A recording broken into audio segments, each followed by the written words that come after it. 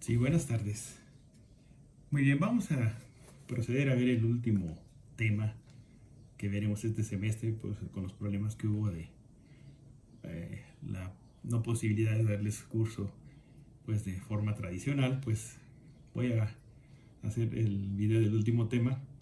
El título es Sedimentación y difusión. Es un tema complejo, implica muchas consideraciones de tipo física y fisicoquímica. Vamos a tratar de ver un poco a profundidad todo esto. Al final lo que necesito es que manejen los conceptos y pueden hacer los problemas que les voy a dejar más adelante una vez que hayan visto este video. El primer punto a tratar en este tema se refiere a lo que es el coeficiente de fricción.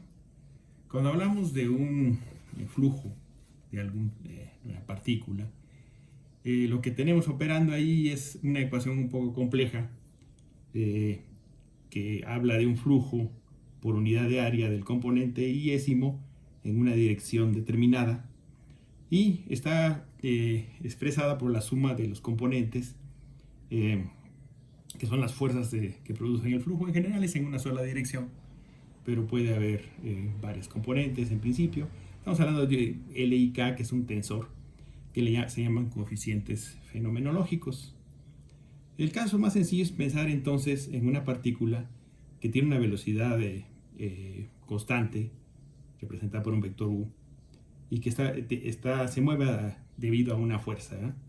Entonces, la fuerza relacionada con la constante relacionada con esa fuerza es la F minúscula, se le llama coeficiente de fricción. Más adelante vamos a ver otros coeficientes. Esta F es básicamente relacionada con la fricción y expresa en forma vectorial la relación que hay entre la fuerza que se le aplica a la partícula y la velocidad que ésta adquiere. Aquí estamos hablando de que la aceleración de la partícula es cero, por lo tanto pues podemos igualar F menos Fu a cero. Quien estudió esto hace muchos años fue Robert Stokes. Stokes mostró que para una esfera de radio R, en la ausencia de una interacción entre las partículas, podemos hablar de un F subíndice 0, que es igual, ese coeficiente de fricción, a 6 veces pi por la viscosidad del solvente por el radio hidrodinámico. R, o el radio dinámico, es la radio de la esfera. Estamos hablando en teoría de una esfera. Entonces esta es la ecuación que vamos a usar en muchos de los problemas que se les dan de tarea, y tienen que usar esta ecuación. Si hablamos de un flujo como el que está aquí, en el cual tenemos cierto número de partículas a cierta velocidad, este número de partículas por centímetro cúbico es una especie de densidad. El flujo que se mide por centímetro cuadrado por segundo está dado por esta ecuación y cada I partícula, ¿verdad? La I representa las partículas, y si uno usa las ecuaciones que vimos anteriormente, la JI está relacionada con la F y la F subíndice I de esta manera. Uno también puede obtener el valor de la L y K dividiendo el número de partículas entre el valor de F, que es el coeficiente de fricción de una partícula. Si expresamos JI nuevamente aquí le ponen las unidades que son moles por centímetro cuadrado segundo, y F como la fuerza por mol, pues obtiene uno estas ecuaciones para los valores de L.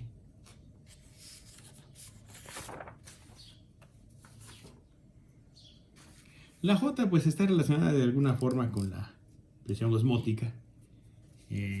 Aquí está el caso en que nada más la componente 22, es decir, si uno considera una matriz, el valor que se está considerando es el que está en el medio de esta matriz, en el centro, por la derivada de lo que es el potencial químico con respecto a X. Entonces aquí estamos hablando de que se mueve en la dirección X la partícula, y por lo tanto pues podemos calcular esta J por medio de la derivada del potencial químico. Ahora, esta derivación finalmente da lugar a esta ecuación que está aquí, que tiene que ver con la presión osmótica. En la parte de abajo vemos la parte que es físico-química, algo que estuvimos viendo cuando vimos el tema de presión osmótica, y usando la ecuación de Gibbs-Huygens pues se obtiene finalmente esta expresión, ¿verdad? No me voy a detener mucho en ella. Aquí está derivada el potencial químico respecto a ese esto y aquí. Y aquí también un poco la forma en que se resuelve esta ecuación. Entonces finalmente ya tenemos una expresión para derivar el potencial químico en función de la presión osmótica. Ahora vamos a introducir un nuevo coeficiente. Ya habíamos hablado del coeficiente de fricción. Este coeficiente es el coeficiente de difusión transnacional. Este es muy importante porque vamos a ver más adelante para terminar lo que es el peso molecular del polímero. El valor de J entonces es igual a la menos valor de dt por la gradiente de concentración a través de la longitud de C dx. De las anteriores ecuaciones podemos deducir que el valor de D sub índice T es dado por el peso molecular dividido entre el número de Avogadro, coeficiente de fricción, 1 menos B2, donde B2 es el volumen molecular del polímero por la concentración y por la derivada de la presión osmótica con respecto a la concentración. Si se acuerdan, pues esta derivada de la presión osmótica con respecto a la concentración se puede expandir en función de lo que sería el segundo coeficiente virial. Entonces tenemos una suma ahí, como hemos visto anteriormente. Podemos rearreglar esta ecuación de esta forma. Finalmente, para usar estas expresiones de una manera sencilla, se hacen las siguientes consideraciones. O sea, f finalmente es una función de la concentración. F0 sería el límite de este valor cuando la concentración sea igual a 0, la extrapolación a 0. Si tenemos aquí el valor de dt, podemos hacer una ecuación más sencilla, como esta que está aquí, igual a esta, parecida a esta que dice dt es igual a dt0 por 1 más kd por c. Aquí les pongo una gráfica en la cual hacemos la gráfica de dt contra c. Y dependiendo como se ha visto en otras gráficas, en las técnicas que hemos visto anteriormente, podemos tener una pendiente dependiendo si el solvente es bueno o malo o pobre. Entonces aquí lo que se ve es un cambio de pendiente. Aquí dt0 vamos a relacionarlo con la constante de Boltzmann, la temperatura, y lo que sería F0, que F0 es el que está aquí, es el valor límite del coeficiente de fricción. La KD pues la podemos calcular mediante esta expresión, ¿verdad? Entonces esta es una forma de relacionar dt, aunque finalmente para cuestiones prácticas la ecuación que vamos a usar más es esta de aquí, que nos relaciona con la dt con la concentración.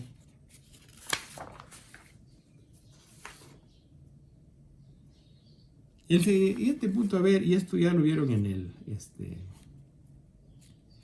los videos, esto ya lo estuvimos viendo anteriormente, se refiere a la velocidad de sedimentación. O sea, al aplicar una fuerza centrífuga en este caso, la partícula se va a mover y va a depender la forma en que se mueve de la fuerza centrífuga que usemos para hacer el estudio. En este caso estamos hablando de qué velocidad le imprimimos a la centrífuga.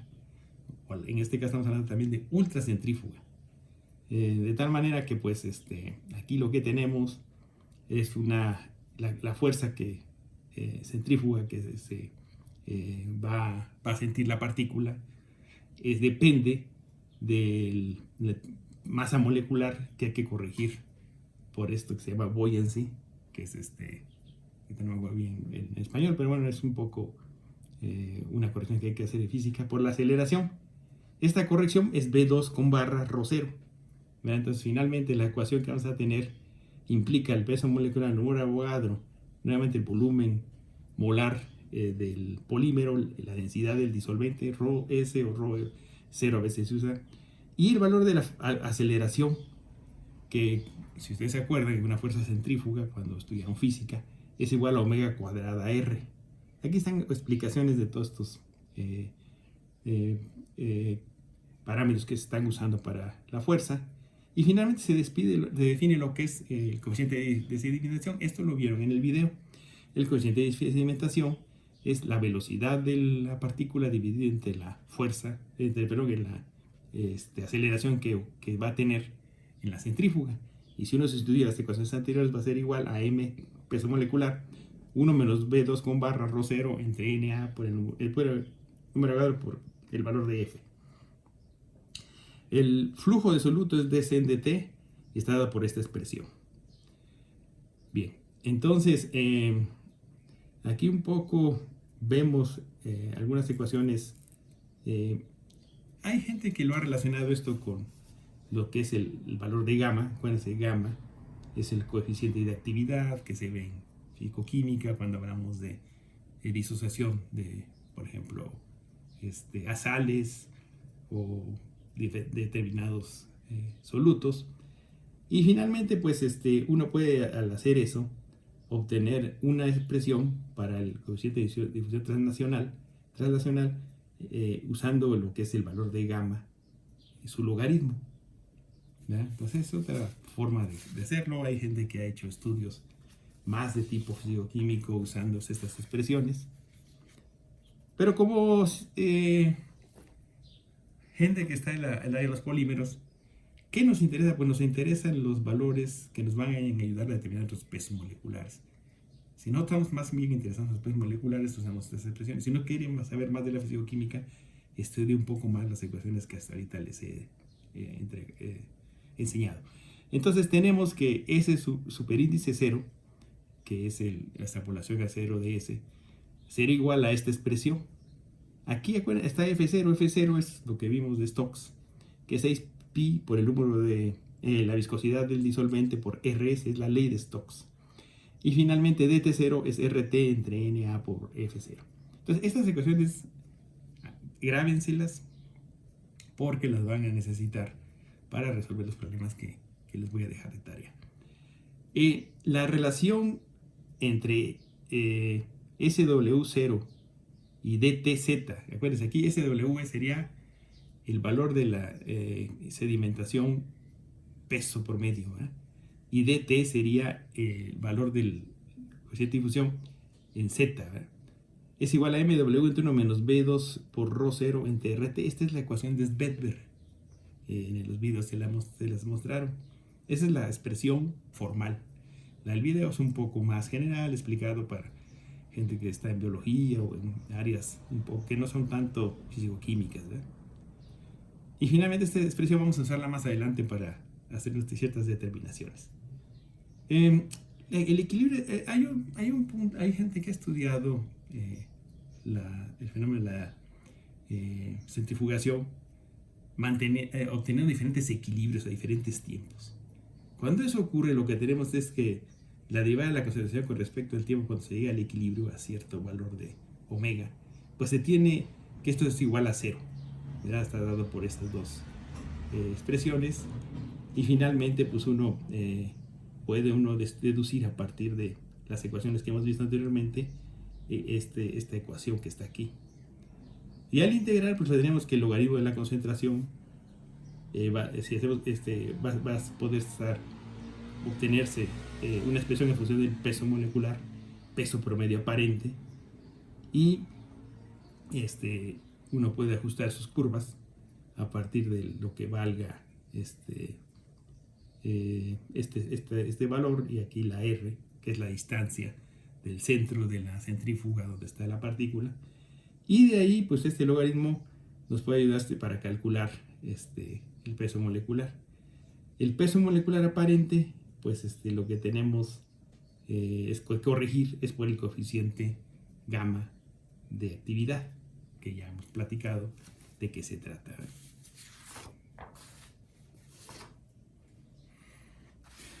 Hay formas también de integrar esta ecuación un poco más complicadas.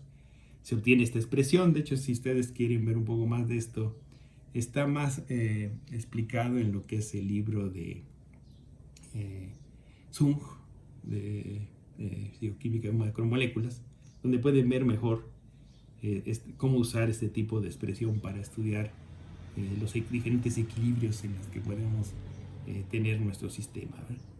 Ahorita no voy a hablar de esta parte, esto lo voy a posponer para después, sobre las partes experimentales, ¿no? Entonces vimos el caso A, que es el de la difusión. El caso B pues tiene que ver con la sedimentación. La J está dada por esta expresión. Esto es en función del valor de F y de los valores B2 y ρ más la aceleración de la partícula. Y aquí nuevamente obtenemos esta expresión que ya se les había mostrado y la damos en función de la distancia que hay con respecto al tiempo y la velocidad, que es de x en dt con respecto a omega cuadrada x. Y por lo tanto aquí el valor del coeficiente de sedimentación lo podemos calcular de esta expresión dividiendo entre omega cuadrada y hacer una gráfica del logaritmo de la distancia con respecto al tiempo. Como les decía, en este proceso uno puede hacer varias, ver cómo está el perfil de las partículas a varios tiempos. Entonces uno grafica el logaritmo de esa distancia con respecto al tiempo y de ahí obtiene este valor de S para cada caso. La J es igual a S por C de omega cuadrada X. Si hablamos de situaciones diluidas vamos a tener esta expresión. Entonces S es S0, 1 menos KS por C. S0 es M por 1 menos B2 ρ entre NaF0. Aquí están como los perfiles de concentración se van cambiando en función del tiempo, de T1 a T2. Como les digo, esto está mejor explicado en el libro de Zhang. Y de hecho les voy a dar también unos capítulos del libro donde explican muy bien cómo se hacen estos experimentos. De aquí tenemos que pasar a este tipo de gráficas, en donde hacemos las distribuciones en función de el tiempo y obtenemos estas gráficas, ¿eh? Y estos anchos es la delta omega que finalmente se va a llevar a un valor exponencial. Aquí un poquito está complicada la matemática, les comento que vayan a ver esto en el libro de Zhang o en las copias que le doy. Pero bueno, finalmente este caso a gente que le gusta bastante la fisicoquímica, la forma en que se comporta un polímero, pues acuérdense que el polímero es pues de varios pesos moleculares, entonces realmente lo que tenemos es distribución de partículas con respecto a la distancia y es muy interesante los estudios al respecto. En función de esto estamos hablando de tres situaciones de interés. Cuando hablamos de un sistema que no tiene fuerzas externas, es por lo que empezamos esta plática, pero que hay una gradiente concentración que da lugar, que produce a la vez un gradiente en potencial químico. Entonces tenemos una fuerza termodinámica y tenemos esta expresión que ya la vimos. Y entonces hablamos de la distribución translacional, que fue lo primero que vimos, y es por convención en la dirección X. El segundo, pues, es en el cual tenemos una fuerza externa, como pues gravitacional, pero en general estamos hablando de centrifugación, el cual produce el flujo. Aquí está la aceleración debido a la aplicación de la fuerza centrífuga. Tenemos esta expresión, aquí se explica cuáles son cada uno de los parámetros que están ahí. Y por último tenemos una situación en la cual, y esa vamos a verla a continuación, tenemos sedimentación a la vez que tenemos difusión hacia atrás. Es un poco más complicado entonces cuando se ven este tipo de comportamiento. O sea, hay un régimen en el cual no ocurre la difusión hacia atrás, pero sí ocurre. Entonces hay que considerar el valor de J en función de estas expresiones, ¿no?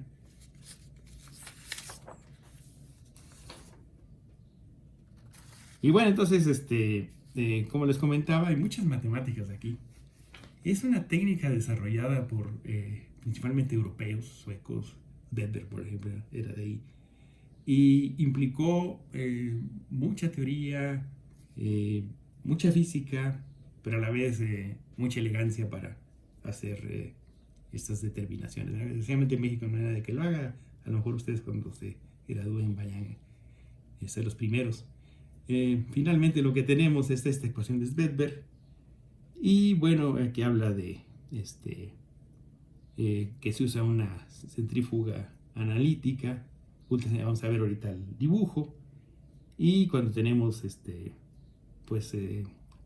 muestras polidispersas, pues lo que tenemos es que ese cero se va a referir a un peso promedio, o sea, ese cero subíndice W y de 0T, Z, ¿verdad? Coma Z, ¿no? Entonces finalmente es aquí. Aquí, de hecho, les puse con lápiz un poco, espero lo puedan ver, cómo se expresa esto en función también de los coeficientes individuales. Es otra forma de expresarlo. así como lo veíamos para la presión osmótica, para otras técnicas que hasta ahorita hemos estudiado. Volvemos nuevamente a lo que es el equilibrio. Aquí está la ecuación del gradiente de concentración con respecto al tiempo. En el equilibrio lo volamos a cero. Pero aquí explica un poco que la difusión hacia atrás balancea la sedimentación, produciendo lo que es un perfil de concentración constante en el sistema. Y entonces tenemos un equilibrio termodinámico, igualamos esto a cero. Y usando las ecuaciones anteriores podemos obtener esta expresión. Al integrar obtenemos esta expresión que ya la hayamos visto y que el m aparente ahora aquí es un poco más sencillo a diferencia de lo que habíamos visto del otro anteriormente. El poder obtener la corrección al MW, ¿verdad? Es un poquito más fácil de hacerlo.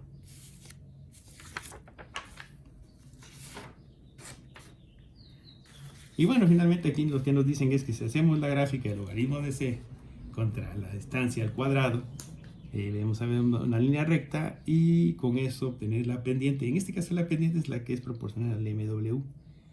Si tenemos un caso en que el coeficiente virial multiplicado por la peso molecular 2 veces es mucho menor que 1, pues entonces M aparente es MW, ¿verdad?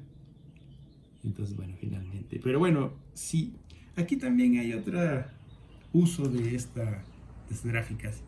Se refiere, por ejemplo, a poder ver si hay una curvatura, ¿verdad? Si esta gráfica no es lineal y se ve una curvatura, nos está indicando que existen no solo especies aisladas, sino que existen asociaciones. Y entonces puede haber dímeros, trímeros. Entonces, esta técnica hay gente que lo ha usado para estudiar ese tipo de asociaciones. Vamos entonces a finalmente entrar a ver sobre lo que se refiere a la parte experimental y con eso terminaríamos. Aquí está representada una ultracentrífuga. Vean cómo es una vista desde arriba, una vista lateral. Aquí se explican todos los... aquí está la parte central. Aquí se explica cómo no se explica, sino se pone la figura para que se vea cuál es el diseño experimental. Este es de los primeros métodos que se usaron, en el cual uno va estudiando a partir de la parte inferior a la parte superior cuál es el perfil de concentración desde abajo hasta arriba de la celda, y entonces cómo va cambiando ¿no? Y se puede, dependiendo de qué técnica usemos, podemos ver este perfil o este otro usando una interferometría de Rayleigh. Eso depende del detector que estemos usando.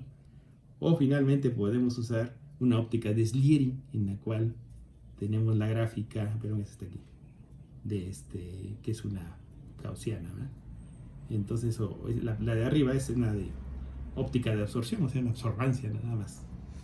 Entonces, bueno, estos son los diseños experimentales. Aquí lo que les comento es que si usamos la óptica de Sliering, que es una de las primeras que se usaron y es bastante precisa, ¿verdad? Nos da un poco la idea de cuál es al estudiar estas franjas, cuál es el valor de dn en dx, n, cuál es el índice de refracción. Aquí que lo que dice es un poco obsoleta porque te crea altas concentraciones, pero se ha modificado y ha mejorado la óptica, entonces todavía se sigue usando. El caso B es el de la interferencia de Rayleigh. Vimos Rayleigh que usa mucho con la dispersión de luz, y lo que son las franjas son proporcionales a la diferencia en lo que es el índice de refracción.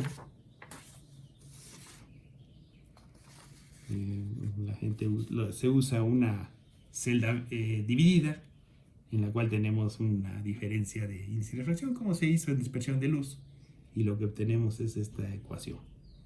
Y finalmente, si usamos absorbancia, pues lo que vemos es una dependencia de la absorbancia con respecto a la concentración. Aquí es el coeficiente de extinción. Esto lo vemos en la historia de espectroscopia ultravioleta en las clases de análisis. Aquí es un estudio que se hizo para la albúmina del suero, esta proteína, en función del pH. Y como vean como, por ejemplo, cuando este valor de S sobre D es casi una constante en para para lo que es la proteína no naturalizada, y ya después empieza a cambiar el valor de S en D. Bueno, aquí S en D más bien es el mismo, ¿no? No importa el pH, lo que cambia es tanto el S como el D, pero al final la relación es la misma, porque pues el peso molecular, como vimos en una ecuación anterior, depende de esta relación, pues debe ser el mismo, ¿verdad? O sea, lo que cambia es la forma en que está la proteína. Entonces, en función del pH, este es un estudio que se hizo. Aquí hay otros ejemplos de estudios. Aquí lo que graficaron es el logaritmo del desplazamiento de las franjas, que es en micras, con respecto a la distancia al cuadrado. A 24.000 revoluciones, a 25 grados, diferentes concentraciones de cloruro de sodio, de un buffer de acetato, y la concentración aquí está usando la quimiotripsina, es 0.76 gramos por litro. Y entonces, bueno, ahí se ve como, por ejemplo, esta curvatura que les comentaba, que nos está hablando de que existen de alguna forma especies que se están asociando, ¿verdad? Entonces, bueno, hay veces que hacer un estudio de esta forma pues nos permite detectar que hay asociaciones. ¿Sí? Entonces es algo que algunos investigadores han hecho.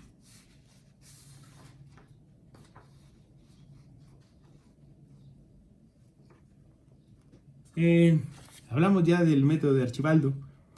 Aquí hay otras técnicas más específicas, usando por ejemplo baja velocidad. Entonces en este caso la velocidad se va a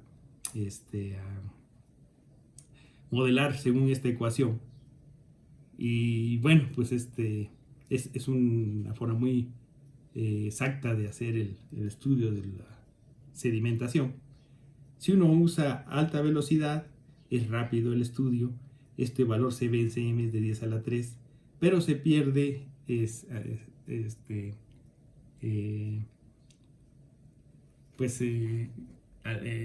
lo que es el exactitud.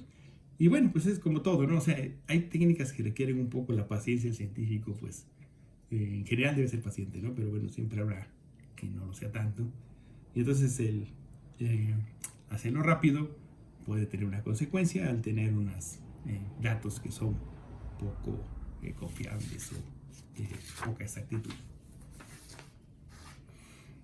Un comentario aquí, ¿qué se hace al respecto de que después de hacer la corrección por buoyancy, ahorita me acuerdo en español qué es esto?